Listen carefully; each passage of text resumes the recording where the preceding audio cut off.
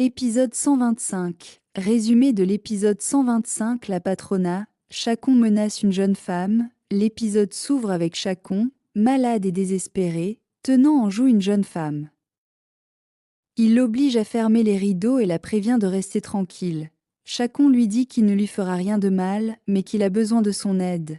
La femme, apeurée, lui demande ce qu'il veut. Chacon répond qu'il veut une dialyse, car ses reins ne fonctionnent plus, et qu'il dépend d'elle pour survivre. Il la supplie, mais garde son arme braquée afin qu'elle n'ait pas l'idée de fuir. Balmasta reçoit un appel spécial. Pendant ce temps, le commissaire Balmasta travaille à son bureau. Son assistant l'interrompt malgré ses ordres de ne pas le déranger. L'assistant insiste, l'appel est très spécial, venant de quelqu'un que Balmasta a juré d'arrêter. Balmasta comprend aussitôt, il s'agit de Gabriela Suarez, qui autrefois avait promis vengeance contre Antonia Guerra. Une séquence de flashback rappelle les menaces de Gabriela contre Antonia. Elle lui avait juré d'être son jugement final et sa mort. Gabriela et Alejandro. Chez les Beltrán, Alejandro prend soin d'eux. Gabriela, qui doit rester au repos quelques jours selon la docteure. Gabriela insiste sur le fait qu'elle va bien, mais Alejandro insiste à son tour. Elle doit se ménager pour protéger le bébé. Ils échangent des paroles tendres. Discours de Lucho, réunis en famille, Lucho prend la parole. Il déclare que cette soirée est spéciale et qu'il considère Gabriela, Alejandro, Gaston, Francisca et Lucia comme sa famille. Il confie qu'il a changé grâce à l'amour des Irène, la princesita, et de Francisca, et qu'aucune force de police n'avait réussi à le transformer autant que cet amour. Francisca plaisante. Inquiète qu'il annonce quelque chose de mauvais, Gaston le pousse à arrêter ses paroles romantiques et à dire ce qu'il a sur le cœur. Balmasta arrive. À ce moment, le commissaire Balmasta arrive, invité par Gabriela. Gabriela explique qu'il est venu car Lucho doit maintenant rendre des comptes à la justice. La nouvelle choque la famille. Patricia supplie qu'on ne l'emmène pas. Gabriela et Gaston demandent à Lucho pourquoi elle s'est livrée. Lucho explique avec émotion. Selokita, Patricia et Francisca sont maintenant protégés par ceux qui les aiment. Alors que lui doit recommencer à zéro, il veut leur offrir un avenir honnête et, pour cela, doit payer sa dette à la justice. Il dit à Alejandro qu'il aimerait, à sa sortie de prison, continuer à être un second père pour Lucia. Alejandro accepte, tu le es déjà. Gabriela exprime son inquiétude. Après tout ce qu'ils ont souffert en prison, ils ne méritent pas d'y retourner. Mais Lucho reste ferme, il a confiance, il aura le meilleur avocat, Ricardo, qui confirme son soutien. Il demande aussi à Balmasta de respecter le marché. En échange de sa reddition, ne pas accuser les Beltrán et Gabriela de complicité.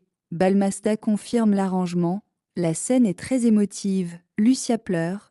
Gabriela la console en disant que son duende, surnom de Lucho, est un héros, car seul un héros se sacrifie pour ceux qu'il aime. Antonia reconnaît Gabriela. Dans sa cellule, Antonia Guerra se remémore des menaces passées de Gabriela. Elle réalise soudain que Veronica Dante et Gabriela Suarez étaient la même personne. Elle s'exclame, toujours en face de moi.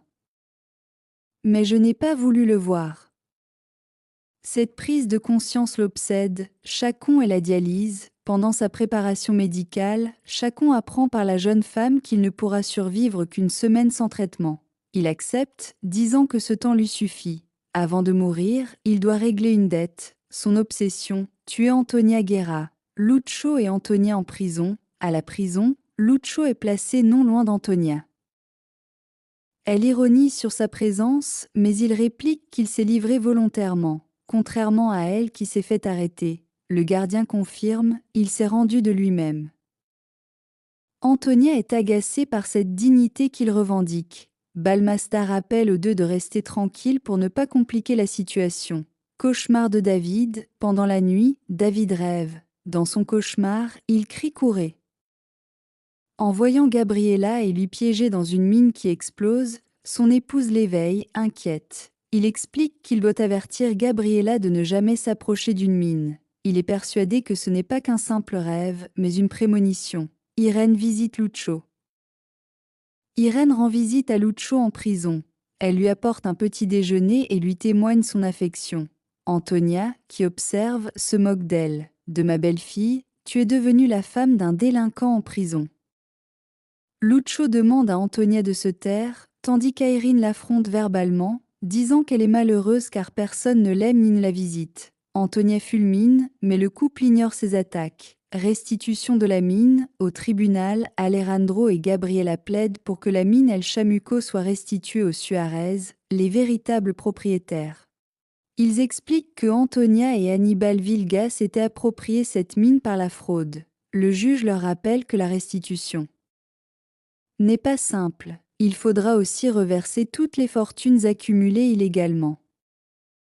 Alejandro affirme que les biens d'Antonia et d'Aníbal suffiront à couvrir la dette et qu'ils veulent rendre chaque centime. Finalement, le juge accepte de leur donner un pouvoir de gestion sur ces biens afin de céder officiellement la mine aux Suarez. Déclaration de la victime de Chacon, la jeune femme séquestrée par Chacon témoigne devant la police. Elle affirme qu'il ne l'a pas agressée, mais seulement menacée pour obtenir une dialyse. Balmasta s'inquiète. Pourquoi rester dans le village au lieu de fuir? L'assistant suggère qu'il n'a aucun intérêt à s'échapper. Balmasta conclut que Chacon n'a qu'une obsession: assassiner Antonia Guerra avant de mourir. Conclusion, cet épisode est centré sur 3 grands axes. 1. Le sacrifice de Lucio, qui choisit de se livrer à la justice pour offrir un avenir meilleur à Patricia et Lucia, gagnant ainsi le respect de Gabriela, Alejandro et Balmasta. 2. La révélation d'Antonia, qui comprend enfin que Gabriela et Veronica ne faisaient qu'une seule personne. Cette vérité la ronge, tandis que Chacon prépare sa vengeance contre elle. 3. La justice et la restitution.